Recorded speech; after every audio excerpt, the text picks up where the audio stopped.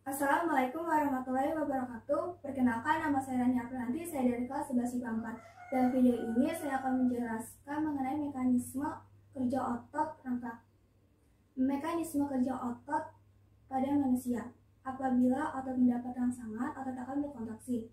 Kontraksi otot ditandai dengan memendeknya otot menjadi menegang dan mengembung di bagian tengah. Sebaliknya, apabila otot tidak bekerja, otot kembali mengundur dan beristirahat, atau yang disebut relaksasi. Pada saat otot berkontraksi, otot yang melekat pada tulang akan ikut berkontraksi sehingga tulang tertarik dan bergerak. Tipe-tipe kontraksi. Pertama, kontraksi konsentrik. Tipe ini termasuk kontraksi yang paling sering terjadi. Mekanisme kerja kontraksi ini yaitu gaya yang dihasilkan selalu kurang dari kekuatan maksimum otot. Yang kedua ada kontraksi eksentrik.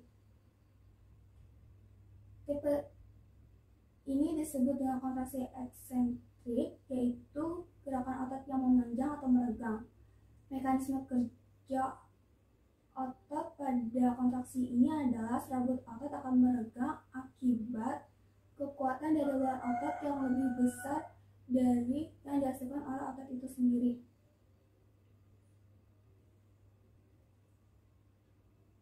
Selanjutnya ada komponen struktur dalam yang berperan dalam gerakan otot. Yang pertama itu ada myofibril, yaitu berbentuk silindris yang memanjang sepanjang otot lurik yang mengandung filamen aktin dan miosin. Yang kedua itu terdapat sarkomer, yaitu unit struktural dan fungsional yang terkecil dari kontraksi otot pada myofibril. Terus sarkomer dibagi menjadi pita A, H, dan I.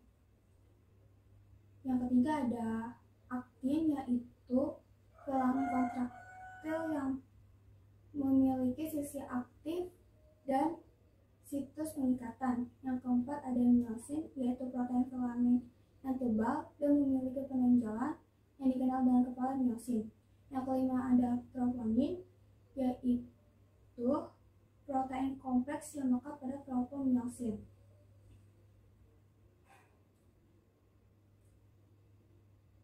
Selanjutnya itu sumber energi untuk gerak otot. Yang pertama itu ada ATP. ATP itu adalah adenosin trifosfat. ATP terurai menjadi ADP dan energi.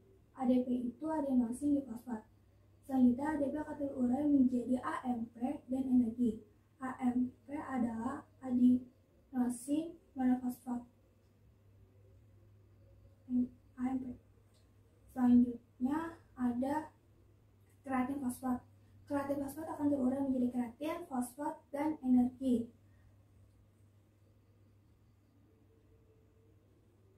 ATP dan kreatin fosfat berfungsi untuk menghasilkan energi saat reaksi otot.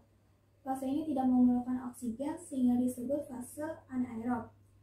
Yang ketiga ada glikogen, yaitu gula otot. Glikogen akan terurai menjadi laktasidogen, kemudian laktasidogen terurai menjadi glikogen dan juga asam laktat. Glukosa kemudian terurai lagi menjadi CO2, H2, dan energi.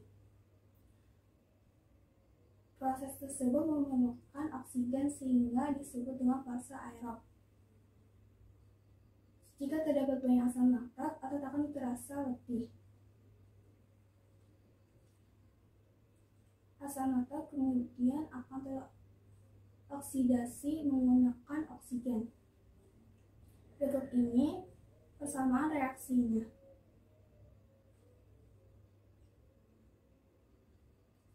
Mekanisme kerja otot adalah sebagai berikut. Impuls tiba di neuron muscular junction yang mengakibatkan pembebasan asetilkolin. Kehadiran asetilkolin memicu depolarisasi yang menyebabkan pembebasan ion Ca2+ terhadap sarkoplasma. ion Ca2+ meningkat yang mengakibatkan ion ini terikat pada troponin. Kemudian mengakibatkan perubahan struktur troponin tersebut. Selanjutnya ada pemberontakan ATP akan membebaskan energi yang menyebabkan miosin menarik aktin ke dalam dan pemendekan otot. Hal ini terjadi di miofibril pada sel otot. Selanjutnya, miosin akan terlepas dari aktin dan jembatan akton miosin akan terputus ketika ATP terikat oleh kepala miosin. Pada saat ATP terurai, kepala miosin akan bertemu lagi dengan aktin pada tropomiosin.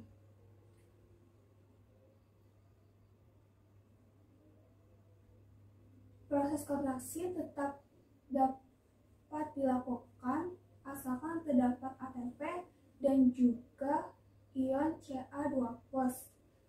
Meskipun impuls terhenti, ion Ca2+ akan kembali ke retikulum sitoplasma. Hipotesis filamen sliding. Miofilamen merupakan unsur terpenting dalam kontraksi otot. Mikrofilamen tebal berjejer membentuk pita A, sedangkan miofilamen tipis membentuk pita I atau isotrop. Pada bagian tengah pita A terdapat pita H atau halin yang terang. Garis M membagi dua zona pusat H. Garis M merupakan garis foto miofibril yang mengandung filamen